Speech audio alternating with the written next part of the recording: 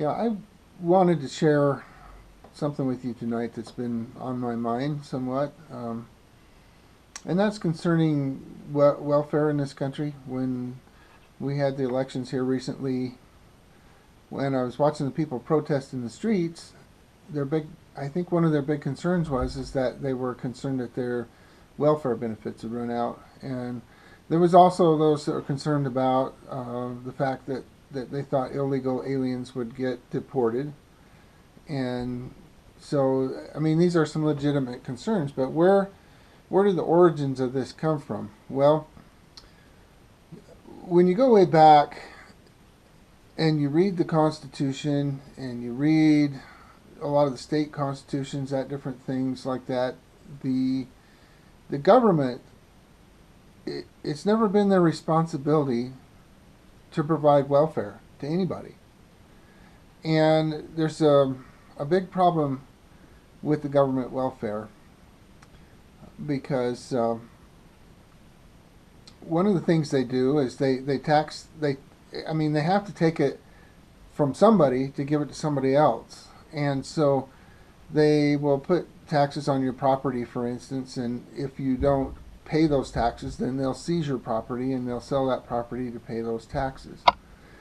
And one of the problems is most Americans think, well, we need to pay taxes for, because we have roads and we have schools and we have parks and different things that we enjoy, and that everybody needs to pitch in.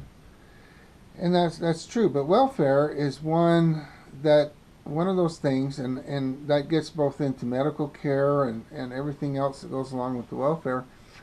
And it's killing this country. It's sucking all the basically the wealth of the middle class out. And so where did it come from? Because when the government offers welfare, they're working beyond what they were ever authorized by the people to do. So where it comes from is you have a senator or a politician that's running for office, and what they do is they say, well, if I'm elected, I'm going to give you this social program, or I'm going to give you that social program. And so basically what they're doing is they're buying votes with other people's money.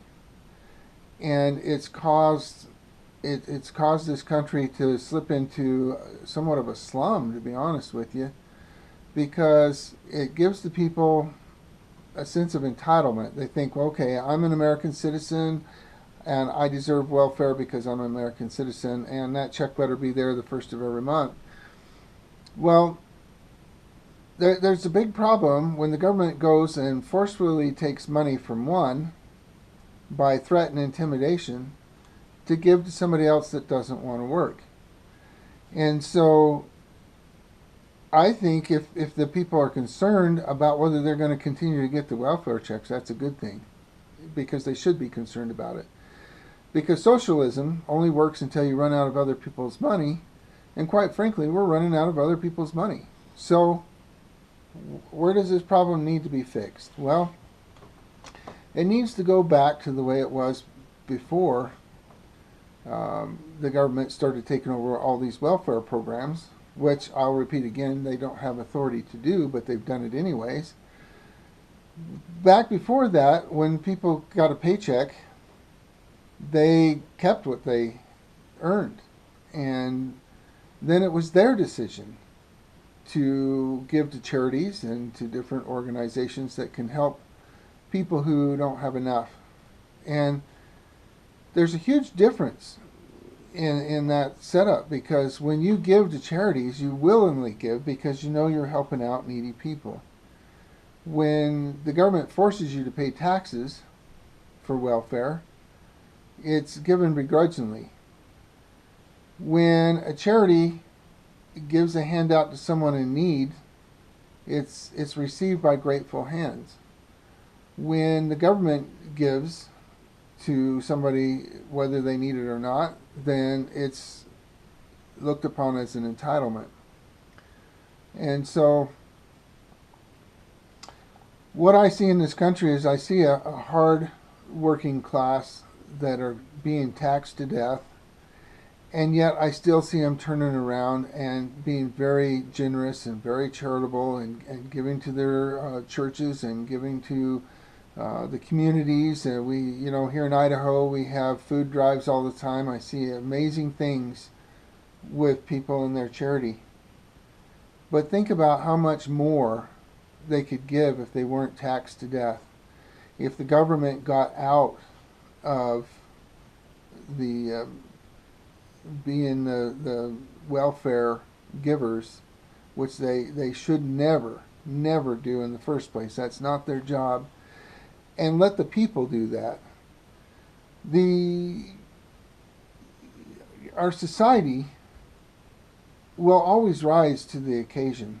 And we know that we're always going to have poor and needy people among us. And we give to the government. We still rise to that occasion through the generosity in our communities. But yet we still turn around and we get taxed to give to people. And so let's make a change in that. Let's get the government out of the welfare. Let's get the government out of healthcare. Let's get the government back where it needs to be. And we, the people, will go forth and do what we've always done, and that's to take care of the needy people in our communities, to clothe the naked, to feed the hungry, because we do that anyways, and we'll continue to do it as long as we can. And it just makes such a difference. It gets rid of that sense of entitlement, and it gives back that sense of gratefulness, and that sense of being charitable, and that sense of doing service. And it makes such a better community. It rises communities out of slums and out of a thug mentality, and puts people that can work back to work, and everybody prospers and everybody becomes wealthy because of that. We had it that way at one time, until the government decided that they were going to, like I said, use our money to buy votes so that they could give to those who feel like they're entitled to it. And with Christmas just around the corner here, I'd encourage everybody to get out and to be generous and to help those in need. I know I plan to. My family, we try every year to be of great service to our community. And I know that many of you do as well. And so I just wanted to put out this video and say Merry Christmas, and may the spirit of Christmas continue on year-round with us, and to help us get rid of this entitlement attitude that's killing our country, and to help make America a great country again, to help bring the wealth back to this country and the work ethic that was once here. And Merry Christmas, and enjoy the holidays. Thank you.